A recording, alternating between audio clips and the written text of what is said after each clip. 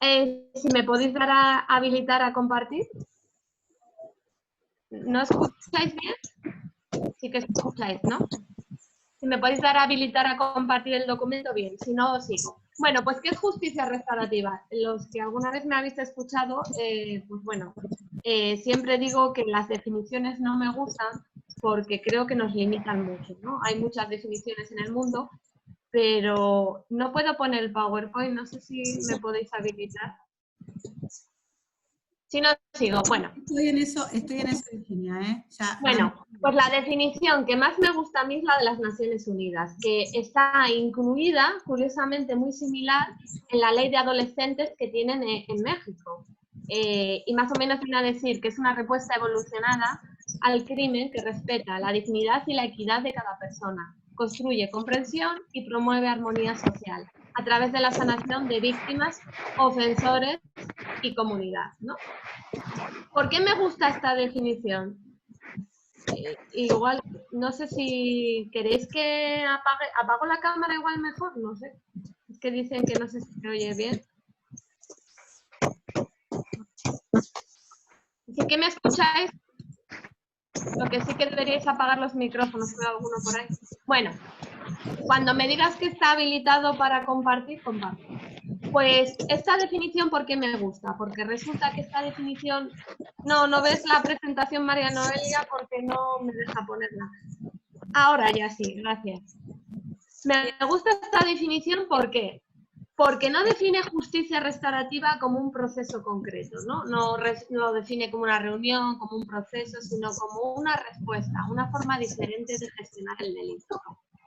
¿Y por qué me gusta esta definición? Porque realmente la justicia restaurativa no es un proceso concreto, es una nueva filosofía, un movimiento social, un paradigma, incluso hay gente que opina que es una ciencia social.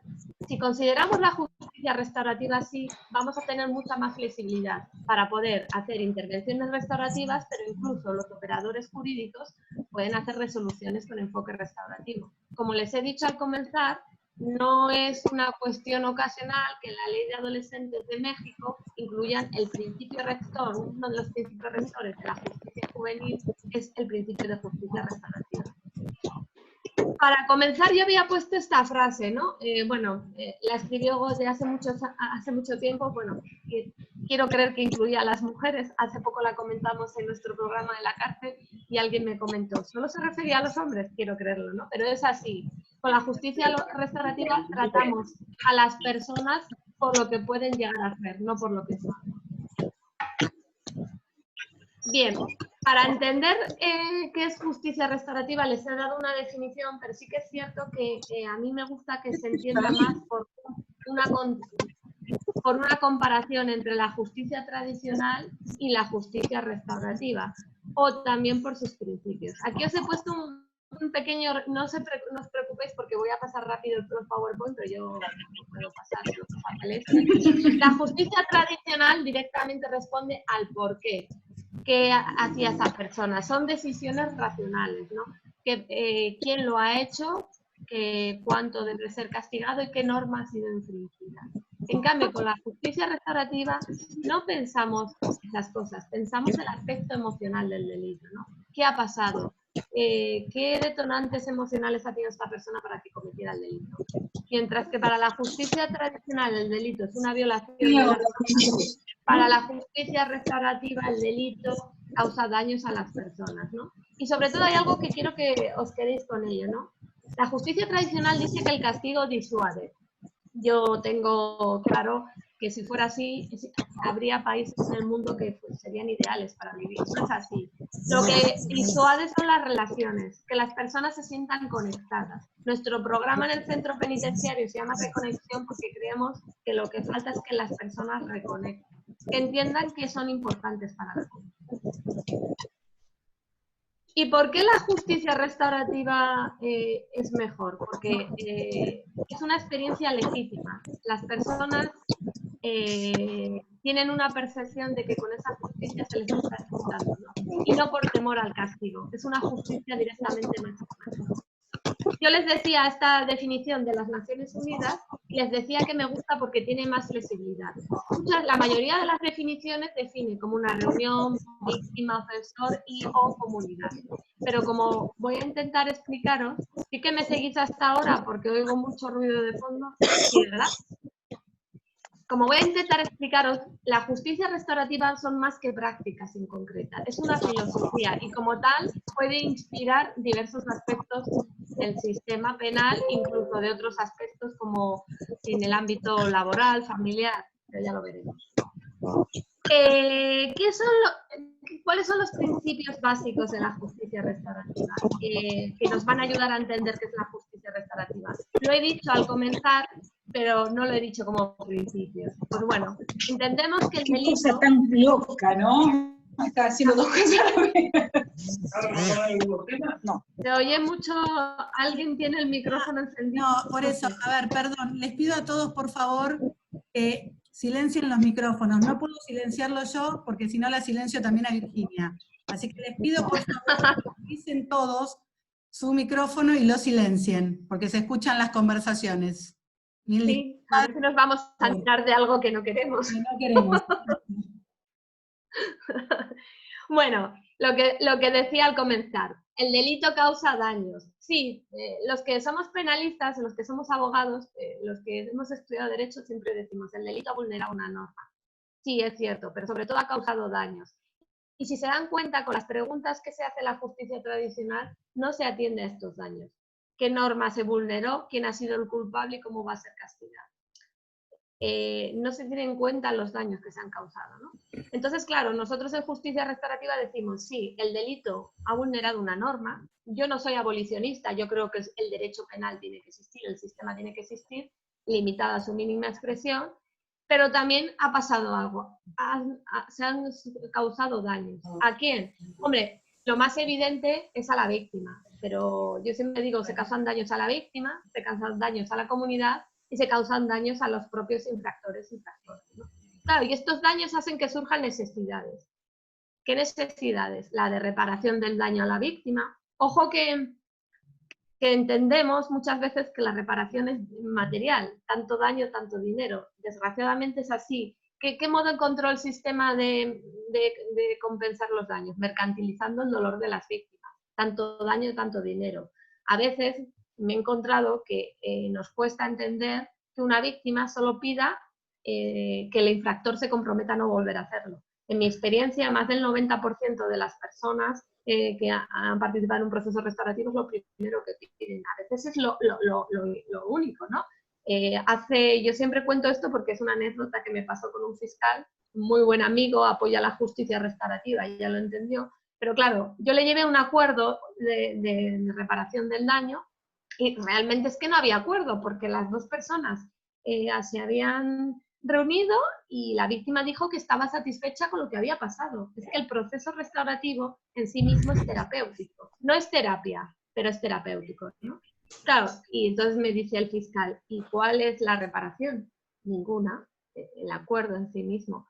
Claro, yo medio en broma, medio en serio, ya tenía cierta confianza, le dije, bien pagado está el que queda satisfecho. Si lo dijo Shakespeare en El Mercader de Venecia, ¿quiénes somos nosotros, no? Y bueno, poco a poco han ido entendiendo que a veces la reparación no es como nosotros creemos, porque muchas veces pensamos, esta víctima quiere esto, pero es que las víctimas no son seres incapaces. Eso debería cambiar en las legislaciones. Ayer por la noche veía en la televisión española un documental precisamente sobre justicia restaurativa, sobre Estados Unidos, en Florida. Su legislación prohibía que se reunieran las víctimas con los infractores. Vamos a dejar decidir a las personas. Las personas no son incapaces. Vamos a empoderar, que es otro de los efectos que produce la justicia restaurativa, ¿no? Recuperar esa voz, ¿no? Pues las necesidades de reparación de la víctima es una de ellas. Pero tiene muchas más. Por sentirse segura, por eso que la persona se comprometa a no volver a hacerlo. Quitarse el rol de víctima. Muchas víctimas, claro, lo que me dicen es que su familia, pobrecito, pobrecita, que le miran como víctima. Lo que desean las personas es quitarse el rol de víctima. ¿Qué más necesidades surgen con los daños? Pues las de la comunidad, ¿no? Yo siempre digo que todos somos víctimas indirectas de los delitos y además nos afecta más de lo que pensamos. Cuando un delito en general ocurre cerca de donde vivimos, perdemos nuestro sentimiento de seguridad. Yo vivo en una ciudad pequeña que no hay muchos delitos graves, pero bueno, hace unos años hubo una oleada de robos en casas habitadas. Mi marido lo primero que hizo es poner un cerrojo más. Ya dejó de sentirse seguro. Yo le decía, tú ya eres una víctima indirecta, ¿no? Pero además es que nos pasa una cosa, perdemos la confianza en los seres humanos y nos volvemos incluso paranoicos. Y si esa persona que me mira tan raro es el que está robando, ya la conexión que tenemos que tener con otros miembros de la comunidad se empieza a desquebrajar precisamente por eso. Porque, bueno, pues porque nos sentimos afectados de alguna manera. Es cierto que si el delito ocurre más lejos, pues nuestra empatía no es tan grande como si nos ocurre cerca, ¿no? También quiero creer que aunque la comunidad es víctima indirecta de los delitos, quiero creer que con la justicia restaurativa nos vamos a hacer responsables, ¿no? ¿Qué puedo hacer yo como comunidad para neutralizar las causas del delito? ¿Por qué estos chicos hicieron esto? ¿En qué medida yo podía contribuir a que esto no vuelva a suceder? Es otra perspectiva de la justicia restaurativa, la prevención. Por eso para mí siempre digo que es esencial, aunque empezó en el ámbito penal, se está extendiendo a todos los ámbitos, porque al final, como os he dicho, la justicia restaurativa es relacional. En el ámbito escolar, prácticas restaurativas, qué importante sería, ¿no? Educad a los niños y no tendréis que castigar a los hombres. Y en familia, en México, en el Estado de México hay una iniciativa de prácticas restaurativas en el ámbito familiar, ¿no? ¿Para qué? Para atender situaciones dañosas en las que hay un desequilibrio evidente. Una cosa es mediación familiar, otra cosa es prácticas restaurativas. Luego intentaré explicarlo. Pero sí, quiero creer que como comunidad somos víctimas indirectas, pero quiero pensar, no os he dicho, tengo un hashtag utópicamente realista, y mi utopía realista quiero pensar que también debemos empezar a pensar que somos un poquito responsables, ¿no? Creo que ese es el camino. ¿En qué medida yo puedo hacer que las cosas cambien, ¿no? Poquito a poquito se van construyendo cosas. Por eso me encanta que me invitéis a estas cosas, porque veo incluso gente de España, del sur, que me dan mucha envidia, por cierto, que hace calorcito. Y creo que esa es la idea, ¿no? Trabajar en red, porque solemos pensar que todo lo podemos hacer nosotros y no es así. Bien, surgen unas necesidades y ¿qué ocurre? Pues hay que hacer las cosas bien, hay que reparar el daño, hay que intentar mitigar o compensar. Muchas personas que no creen en la justicia restaurativa me dicen, ¿y cómo reparas el daño en un delito grave? Obviamente no se puede reparar en el sentido estricto. Por eso la reparación yo decía que a veces es simbólica, psicológica, no siempre tiene que ser una reparación material. Y vamos a intentar que todos los afectados puedan participar de forma voluntaria en mayor o menor medida. Habrá veces que no quieran, pero habrá veces que sí. Por eso mi sueño sería que la justicia restaurativa fuera un derecho universal y que luego las personas decidieran si quieren o no. Y como yo les he dicho, yo no creo en sustituir el sistema penal. Hay muchas corrientes abolicionistas, por cierto, en Argentina y en Brasil hay bastantes, que dicen que el sistema penal debiera desaparecer. Yo creo que no vamos a ser tan radicales. Vamos a aprovechar lo que tiene el sistema penal y vamos a mejorarlo con la justicia restaurativa. Es posible y es necesario. ¿Cómo? En todas las legislaciones, todos los códigos penales de adultos y todas las leyes de adolescentes hay mecanismos que nos pueden ayudar a que el proceso restaurativo tenga su plasmación en el sistema penal.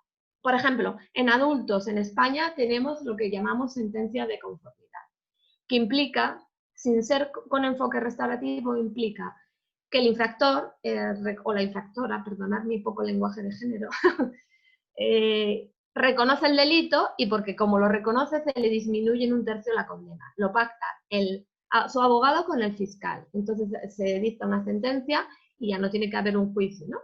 Pues bien, muchas veces utilizamos esto que nos deja la ley y lo damos enfoque restaurativo. ¿Cómo? Pues vamos con un acuerdo tras un proceso restaurativo, obviamente que el infractor ha reconocido, la infractora ha reconocido el delito, pero no solo porque se le va a disminuir en 1/3, sino porque ha visto el impacto de sus acciones. Y entonces, algo que está en el sistema y que no tiene enfoque restaurativo, lo podemos hacer con enfoque restaurativo, ¿no? Bien.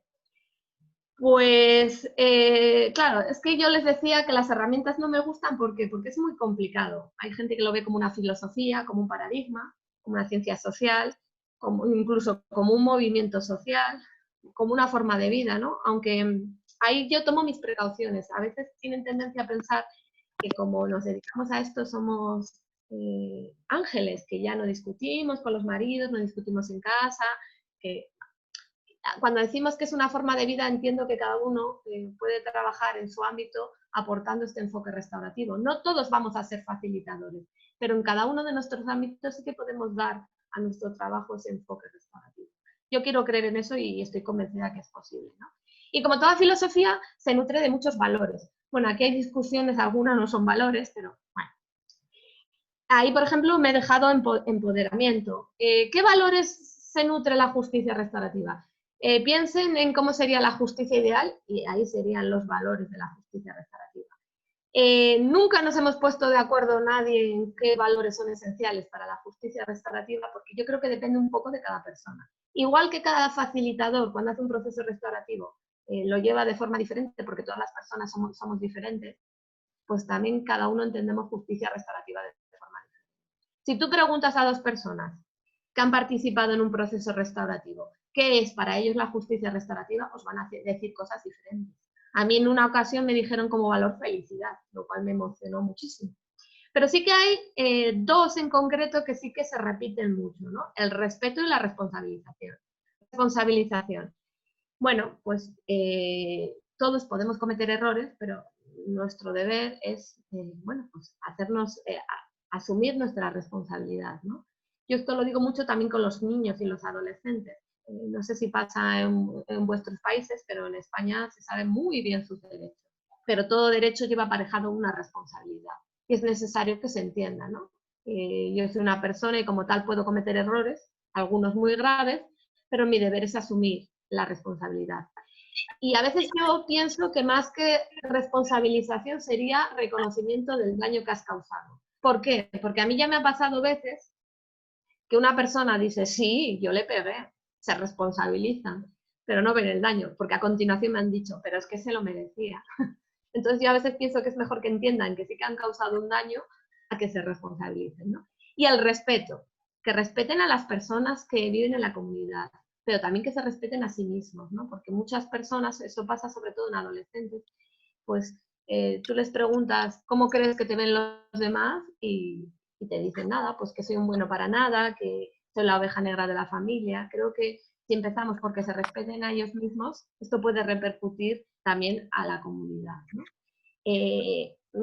Cuando en una de las sesiones de nuestro programa en la cárcel, yo les pedí que pensaran a quién habían causado daños y a quién tendrían que compensar el daño. Para ellos fue muy sencillo hablar de la víctima, la comunidad, y yo les decía, os estáis dejando a alguien. Claro, no sabían quién. Yo les dije, vosotros mismos, el delito también os ha causado daños, ¿no? Que por cierto, me lo he dejado en las necesidades, ¿ves? Ahora me estoy acordando ni con el PowerPoint. Claro, os he dicho que el delito produce daños y, y origina necesidades. Os he hablado de la víctima, de la comunidad, pero las personas que han cometido un delito también o han causado un daño también tienen necesidades. Ser ayudados a entender el impacto del delito. A veces no es tan fácil.